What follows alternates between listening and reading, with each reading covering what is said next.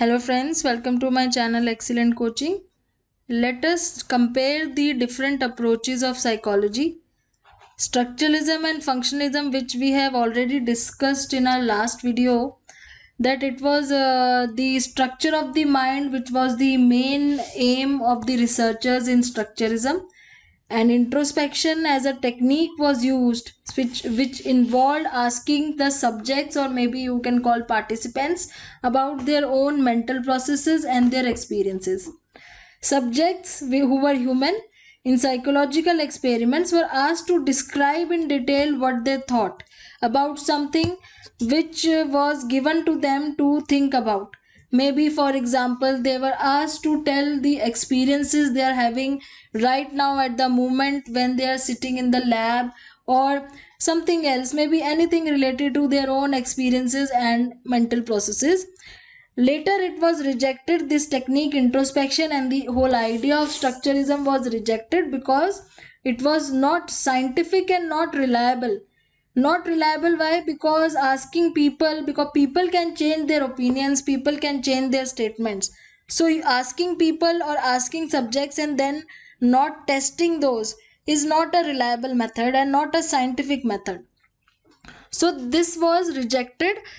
Then came functionalism, who talked about the function of mind rather than the structure.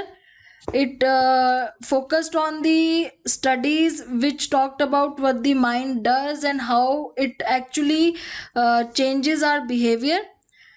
It focused on the mental processes of the mind and how subjects adapt to their environment. So, adaptability was the focus here, how people adapt to the environment and how the various functions of the mind help the adaptability of the humans to their environment. Then came psychoanalysis. Psychoanalysis was started by Sigmund Freud. His view was very different from the earlier researchers. He was totally into the unconscious part of the mind.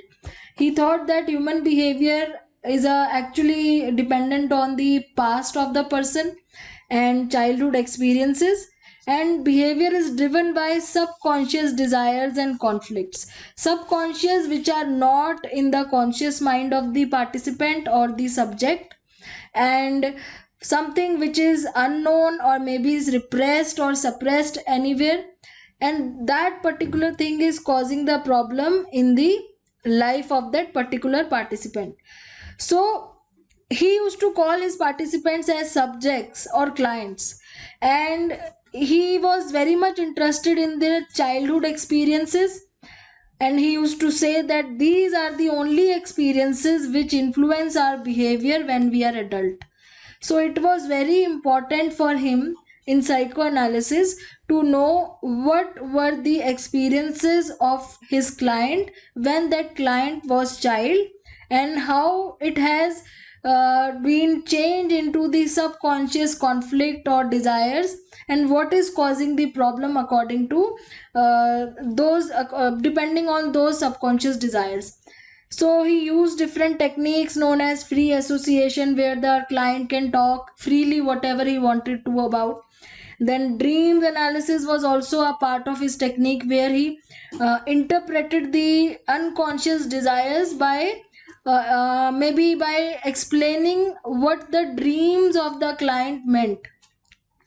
So he used to talk about the different parts of the dream, something which is hidden inside the dream, maybe the symbols, something which symbolizes the problem in the actual life of the person. So dream were a very important part of his this technique of psychoanalysis. And the main idea was humans seek pleasure. This was the main idea he used to follow. According to him, that all human beings are actually motivated by unconscious desires, and they all seek pleasures of some kind. So those pleasures are sometimes very maybe hidden inside the unconscious desires of the people, and some are very deeply hidden. So those have to be taken out to find out the actual cause of the problem. Now then, secondly, it was another perspective which was very opposite to psychoanalysis, which is known as humanistic perspective. Humanistic perspective is actually not interested in past experiences, not at all. They are more focused on the present, and they also talk about motivation, but not something which is hidden or unconscious. They talk about the people who are present at the moment, are very who are very conscious and very motivated to grow. So humanistic perspective, who was actually proposed by Carl Rogers and Abraham Maslow, their point of view about the human nature was very positive. They used to emphasize the free will of human beings to grow or to attain self actualization.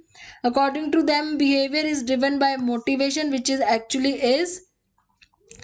Past experiences does not matter. They used to say that past experiences is does not matter in our life, but actually what is happening in present is much more important.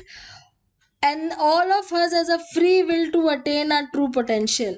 We all have a free will. We can grow, we can attain our full potential, we can actually self actualize. That was the main point of seeking the maybe the problem which we are facing is to seek self actualization. So people who are able to seek easily are very normal, and people who are not able to self actualize, they maybe are facing some kind of problem which is causing them conflict.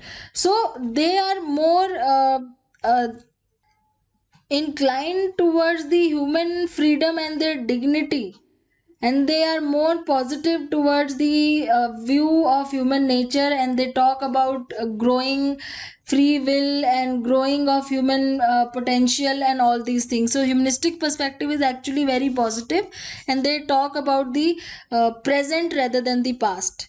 So we'll further talk about this in our next video. Thanks for watching.